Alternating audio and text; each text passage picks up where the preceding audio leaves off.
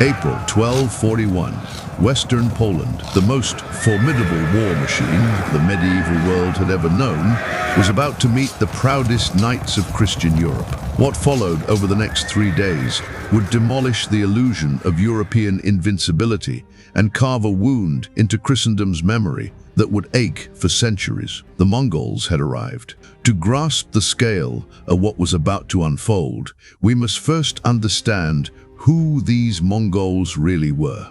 They weren't the mindless savages that frightened European scribes later described. They were heirs to Genghis Khan's revolutionary system of warfare, a disciplined engine of conquest that had stretched its reach from the Pacific Ocean to the edges of Europe in less than 2 generations. Every Mongol warrior was born in the saddle, riding before he could properly walk. He could hit a target with his bow while galloping at full speed, survive on mare's milk and dried meat for weeks, and cover distances that no European force could imagine.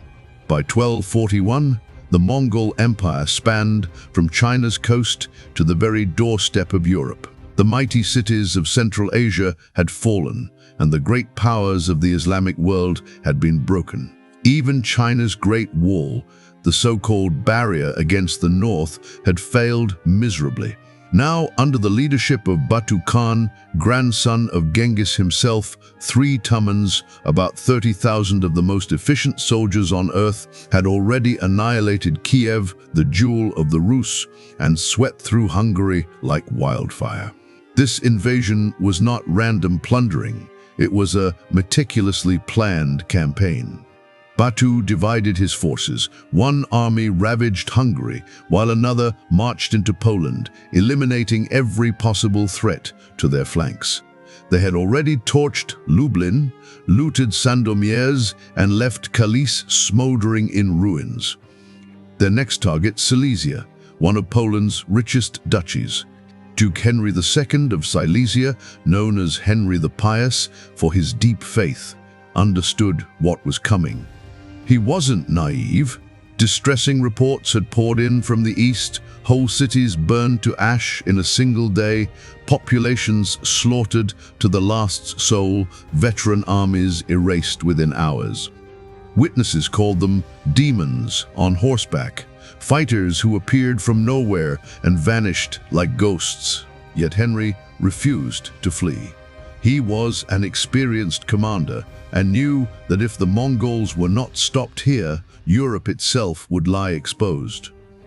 He sent desperate pleas across Poland, Moravia, and the German states. The response was staggering. The Knights Templar, legendary veterans of the Crusades, answered his call. The Teutonic Knights rode down from the Baltic, their heavy cavalry armored in black and white. Polish nobles set aside their rivalries and rallied their men. Duke Mieszko of Opole brought his full host. Moravian infantry marched north. Even miners from Silesia, men who had never seen battle, took up arms to defend their faith. Terrified chroniclers later claimed that 100,000 men gathered to resist the Mongols. Modern historians, comparing logistics and population records, suggest a more realistic number of 25 to 40,000, still one of the largest European forces of the medieval age. For comparison, William the Conqueror had taken England with barely 10,000 men, and the Crusaders' mightiest armies rarely topped 30,000. Opposing them stood around 20,000 Mongols, 2 Tumans under Baidar and Kadan. The Europeans outnumbered them, wore heavier armor, wielded superior steel, and marched under the Pope's blessing. They believed God was with them. They would soon learn it wasn't enough. Baidar, grandson of Genghis Khan, and Kadan, son of Ogadai, were no savages but masters of strategy, men trained from birth in the science of war. The Mongols had spent years studying European warfare through spies disguised as traders. They knew every strength and weakness of their foes. The European knight was the tank of his time, a man, a horse, and a mountain of steel capable of smashing infantry lines apart. But the Mongols understood their flaws. Knights were slow, their mounts quickly exhausted, and their desire for glory made them reckless. Most crucially, they fought best in close combat, while Mongol warfare was about killing the enemy before he could even reach you. April 7th, 1241, Day 1. The European army advanced from Legnica in traditional formation, a vision that would stir any medieval heart. In the center rode the heavy cavalry, knights clad in chain and early plate armor, helmets glinting in the sun, lances raised high. Each set of armor cost what an entire village might earn in a year.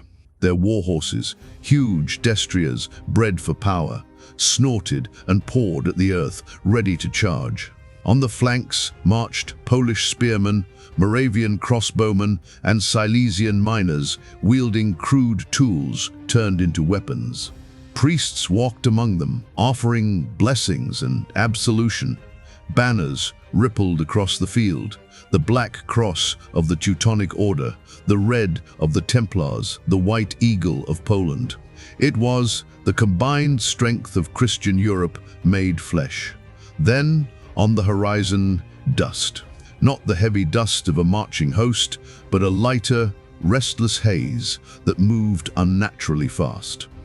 The first Mongol scouts appeared, small figures on small, wiry horses. The knights laughed. These were the dreaded Mongols, tiny men on half-sized mounts. Surely they could be crushed in a single charge. The Mongols rode closer, but not too close. They stopped just within their bow range, far beyond that of the Europeans. The Mongol composite bow, crafted from layers of horn, sinew, and wood, could strike targets with lethal accuracy at over 350 meters, far beyond the reach of any European crossbow. Their riders loosed their arrows high into the sky, then wheeled their horses and sped away. "Cowards!" shouted the Polish knights. "They flee like rabbits, like women." But fleeing was the plan. It wasn't fear, it was doctrine. For hours, waves of Mongol horse archers tormented the European lines. They would gallop in, unleash volleys of arrows, and retreat before the heavy cavalry could respond. Each warrior carried roughly 60 arrows, with pack horses trailing behind, loaded with hundreds more. 20,000 men times 60 arrows, over 1 million projectiles. The mathematics of death. The Europeans raised shields and endured, but mentally it was breaking them. These knights had trained their whole lives for gallant charges and sword-to-sword glory, not to stand helpless as invisible enemies bled them dry from afar. Horses screamed as shafts found the gaps in their armor. Men cursed as arrows pierced mail at the joints. The unarmored infantry suffered the worst. Duke Henry ordered his crossbowmen to return fire, but by the time they cranked and aimed, the Mongols had already slipped back out of range. The Templars begged permission to charge, but Henry refused. He knew too well what that meant. The Mongols wanted his men to break formation, to chase ghosts and die in pieces. Yet, holding ground while being slowly torn apart was just as deadly to morale. By sunset, the true terror of Mongol warfare had revealed itself. This would not be a duel of honor. It was systematic extermination. When night fell, hundreds of Europeans lay dead or groaning on the ground. Horses had to be killed to end their suffering. The camp echoed with the screams of the wounded. The Mongols, they'd lost perhaps a dozen men, a few hit by lucky crossbow bolts. As darkness fell, they made camp just beyond sight. Their signal fires dotted the horizon like fallen stars. And then the drums began. A deep, rhythmic thunder rolling through the night, pounding on exhausted European nerves, denying them sleep. Day 2, April 8th, 1241. The dawn sky burned red, an omen even the priests struggled to dismiss. The Europeans, sleepless and shaken, reformed their ranks. During the night, many of the wounded had died. Arguments now flared among commanders. Polish nobles bickered with the Templars, while the Teutonic Knights demanded an immediate attack. Duke Mieszko of Opole threatened to pull his men out entirely if they continued to stand idle and be slaughtered like cattle. Henry realized something had to give. When the Mongol riders reappeared that morning, harassing as before, he made a crucial decision. He ordered Duke Mieszko to lead a partial cavalry charge, not the whole force, just enough to drive the horse archers away and perhaps seize a few for questioning. 2,000 of Poland's best knights thundered forward, shaking the earth beneath them. Lances lowered, shields locked. A storm of steel and muscle roared across the plains. The Mongol light cavalry appeared to panic. They turned tail and fled. The Polish knights erupted in triumph. After a day of humiliation, vengeance was at hand. "We have them," Mieszko shouted. "Press forward, glory to Christ, kill them all." The chase went on for miles, but the Mongols always stayed just out of reach, turning now and then to shoot a few arrows, teasing the pursuit onward. Some Polish nobles began to sense the danger, but Mieszko, consumed by fury and pride, pushed his men further. It was exactly what the Mongols had waited for. The feigned retreat, the masterpiece of Mongol warfare, was unfolding to perfection. As the knights became scattered across the plain, their tight formation stretched thin, the trap was sprung. From hidden slopes and hollows, Mongol heavy cavalry, yes, they had heavy units too, erupted in force. At the same time, light cavalry that had been circling unseen closed in from all directions. Mieszko understood his mistake too late. His men were surrounded, cut off from Henry's main army, stranded on open ground where their heavy armor offered no advantage. What followed wasn't a battle. It was a slaughter. The Mongols didn't duel for honor, they killed with machine-like precision. They circled the trapped knights, firing volley after volley into the dense mass of men and horses. When the Europeans tried to charge, they met coordinated counterattacks. When they stood still, the arrows rained down without mercy. Only when the survivors were weak and broken did the Mongol heavy cavalry move in for the final blow. Duke Mieszko fought bravely. Accounts say he personally struck down a dozen Mongols before 5 arrows pierced his body. His bodyguards made a last stand around him, singing hymns as they died, but the outcome was certain. Of the 2,000 knights who had charged that morning, fewer than 200 returned. The survivors were shattered, some physically wounded, others mentally broken. They spoke of riders who fought like demons, who moved as if of one mind, who killed without mercy and without a word. One knight, his armor pierced by 7 arrows, died whispering again and again, "They are not men, they are not men." That night, the Mongols sent a grisly message to Henry's camp. Duke Mieszko's severed head, packed in salt, accompanied by a single note written in broken Latin, "Tomorrow, you." Day 3, April 9th, 1241, the day of annihilation. Henry's war council that morning was a scene of near hysteria. Nearly a quarter of his army was gone. The Moravian infantry were close to mutiny. Several Polish nobles had slipped away in the night with their retinues. Retreat was impossible. Henry knew the Mongols would hunt them down like prey across the plains. There was only one option left: stand and fight, whatever the cost. He chose his battlefield carefully, a rise near the village of Legnicki Pole, or Lenica Field. The slight elevation gave his archers range, and a stream along one flank would guard against encirclement. Henry arranged his forces in a defensive formation. At the center stood the Templars and Teutonic Knights, men sworn to fight to the death.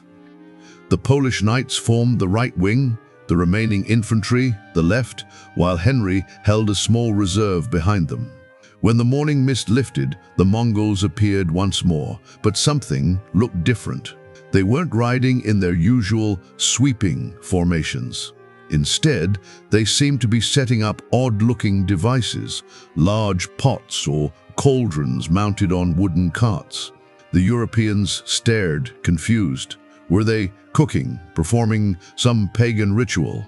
Then the battle began, and the true horror revealed itself. The cauldrons were Chinese gunpowder smoke generators, not cannons. Those wouldn't appear in Europe for decades. The Mongols had mastered this technology during their campaigns against the Jin dynasty in northern China. As Henry's army advanced, the Mongols ignited the devices. Thick, choking clouds of black smoke billowed across the field, rolling over the European ranks like a living fog. Within minutes, order disintegrated. Men couldn't see beyond a few feet. Commands were lost in coughing and chaos. Units became separated. Banners vanished into the haze, and with them, all coordination. Knights stumbled into their own foot soldiers. Horses, panicking in the smoke, reared and bolted. Then came the Mongols' most devious trick. Days earlier, they had captured Polish prisoners and forced them to learn one short phrase in Polish: uciekaj, strata, run, all is lost. Now, amid the suffocating smoke, Mongol warriors shouted those same words in perfect imitation. Polish soldiers, unable to see who was shouting, heard what sounded like familiar voices ordering retreat. Panic spread faster than any weapon. Men began running, colliding with comrades who still tried to hold the line. The left wing, the infantry, broke first, fleeing in terror. That collapse exposed the center, where the Templars and Teutonic Knights now stood isolated in a sea of confusion. The Mongols struck with terrifying precision. How they maintained coordination in that smoke remains a mystery, perhaps through drums or horns at low frequencies that carried through the chaos. Or maybe they simply knew their roles so well, every man moving like part of a single organism. Mongol light cavalry hit the flanks, showering arrows into the disoriented mass. Heavy cavalry slammed into weakened clusters, smashing them apart. The Knights Templar fought with the conviction of men who believed martyrdom awaited them. Surrounded, outnumbered, blinded, they formed a circle and fought until none were left standing. Their Grand Master, Pon Dobon, was later found with 23 arrows in his body, his sword shattered, lying among heaps of Mongol dead. The Teutonic Knights attempted to break free, forming a wedge and charging blindly through the fog. For a brief moment, they broke the Mongol lines, only to find themselves in open country, pursued by mounted archers. One by one, they fell, their heavy armor now a death sentence as their exhausted horses collapsed beneath them. From the rear, Duke Henry saw the disaster unfolding and made a desperate choice. He raised his personal banner and rode forward, trying to rally what remained of his army. For a moment, it seemed to work. Scattered knights began converging toward him. Then, a single Mongol arrow, loosed by an unknown archer, found its mark, striking Henry beneath the arm, where his armor plates joined. He swayed but did not fall, still swinging his sword. His bodyguards surrounded him, trying to pull him to safety, but the Mongols had spotted the banner.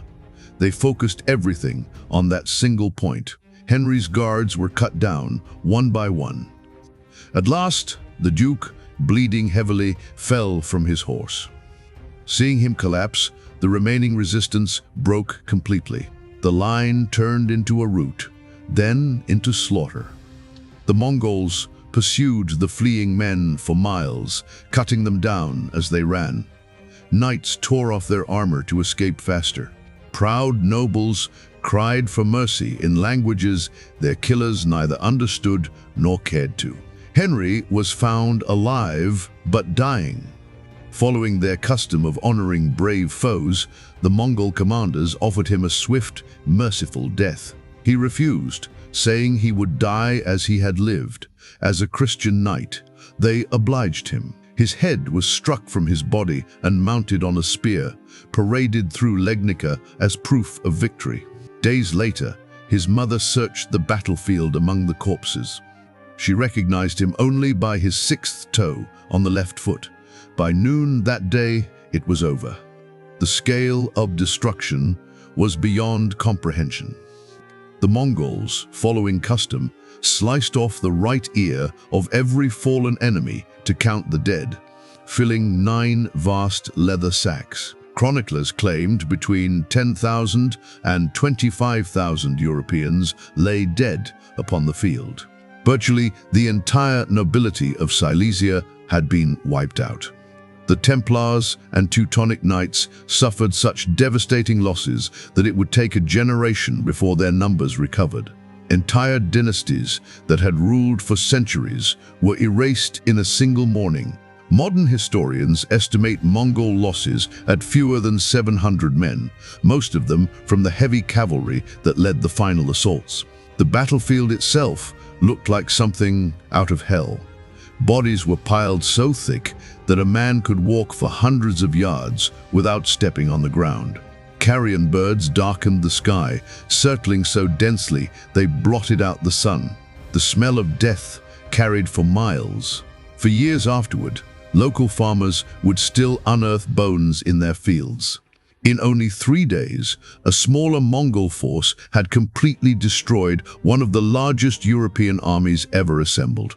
But the Battle of Legnica was more than a military disaster. It was a psychological one. It broke Europe's sense of invincibility and changed the course of its history. News of the defeat swept across the continent like wildfire.